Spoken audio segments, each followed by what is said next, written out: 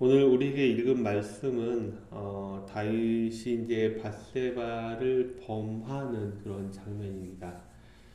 하나님의 사랑을 아주 깊게 경험한 사람일지라도 그 사람이 언제나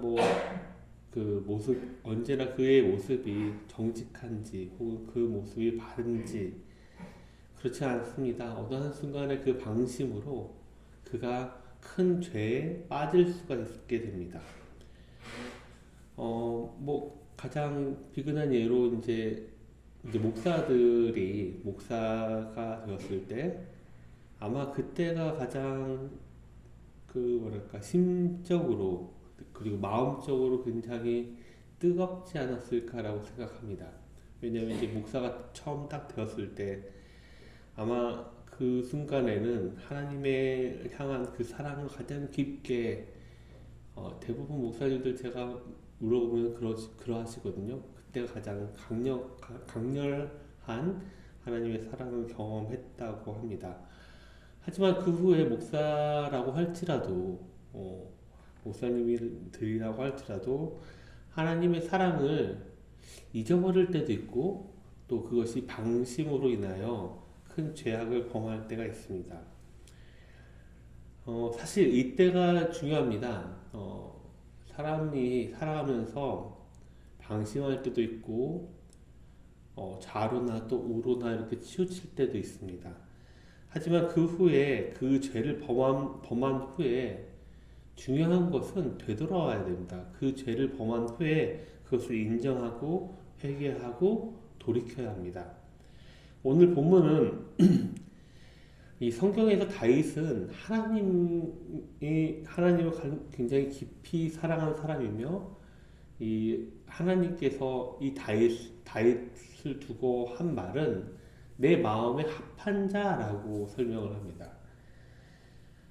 사실 그것을 부인할 수는 없습니다. 하지만 다윗이 오늘 본문에 이 밧세바를 범하는 그 죄를 범하게 됩니다. 오늘 본문을 읽을 때 다윗이 이제 밧세바를 그냥 범했구나, 이 죄가 그냥 들어왔구나라고 이렇게 읽곤 하는데 사실 본문을 그냥 자세히 들여다보면은 이 밧세바를 범하기 그 전부터 이 다윗의 마음에는 아마 영적인 그런 방심, 내가 그냥 괜찮을 거야라고 하는 그런 방심으로부터 시작되는 것이 아닐까 생각합니다. 아마 1절 말씀을 보면은 이 다윗이 어떻게 영적인 방심을 일으켜가지고 그의 마음에 들어와서 그 순간 죄를 범했는지를 알 수가 있습니다. 1절 말씀을 우리 다시 한번 읽어보겠습니다. 시작. 그 해가 돌아와 왕들이 출전한 때가 되매 다윗이 요압과 그에게 있는 그의 부하들과 온 이스라엘 군대를 보내니 그들이 암몬 자손을 멸하고 라빠를 에워쌌고 다윗은 예루살렘에 그대로 있더라. 네, 이겁니다. 이제 전쟁이 한창 벌어지고 있는 상황입니다. 이 전쟁이 벌어지고 있는 그 상황에 첫 번째 구절에 왕들이 출전할 때가 되었다라고 설명을 합니다. 왕들이 출전할 때가 되었음에도 불구하고 하지만 다윗은 이 왕들이 출전한 그때에도 출전하지 않고 그대로 예루살렘에 머물고 있습니다.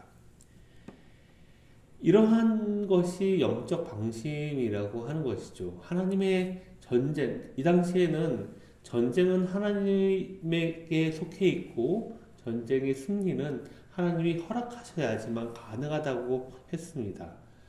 하지만 그럼에도 불구하고 다윗은 자기가 출전할 때임에도 불구하고 그대로 예루살렘에 머무름으로 그러한 방심이 오늘 본문에 계속 이어지는 밧세바가 눈에 들어왔고, 그리고 심지어 그 밧세바가 남편이 있음에도 불구하고 그 남편이 자신의 가장 충실한 그러한 부하인 우리아의 아내라는 것도 알고 난 후에도 그 죄를 범하는 것이 서슴없이 그 죄를 범하게 됩니다. 그리고 난 다음에 깨달았으면 참 좋았을 텐데 그렇게 난 다음에 그 죄가 이 세상에 드러날까봐, 그러니까 밧세바가 임신을 함으로 인하여서 그 죄가 또 드러날까봐 그 죄를 덮기 위해 또 다른 죄를 범하는 모습을 알 수가 있습니다. 그러니까 그 죄가 드러날까봐, 임신을 해서 드러날까봐 밧세바의 남편인 우리아를 다시 전장에서 불러들이고 이제 밧세바에게, 아내에게 보내려고 하는 그런 이야기를 합니다. 하지만 충직한 밧세바의 남편 우리아는 그렇게 하지는 않죠. 다윗이 비록 하나님을 깊게 사랑하고 하나님 역시 다윗을 정말 자신의 마음에 합한 사람이라고 할지라도 한순간의 방심은 이렇게 죄를 낳게 되고 그 죄가 더욱더 큰 죄를 범하게 됩니다. 우리의 삶도 마찬가지라고 생각합니다. 우리가 영적인 방심을 할 때는 이처럼 죄가 호시탐탐 노리고 있어서, 그래서 성경은 이 죄가 문 앞에 있다라고도 설명을 합니다. 그러니까 문 앞에서 언제든지 기회를 보고 들어갈 그러한 기회를 보고 있습니다. 교묘하게 그 방심한 그 순간에 죄가 그 순간을 쫓아가고 들어오게 됩니다. 우리는 이러한 죄에 대해서 신속하게 대처해야 됩니다. 그렇지 않으면 그 죄가 또 다른 죄를 낳고 계속해서 이어져서 더욱 큰 죄를 범하게 됩니다. 이는 여러분들 삶 속에서 어떤 위험 신호가 있었을 때 그것을 무시하지 마시고 그것을 곧바로 해결하시기를 바랍니다.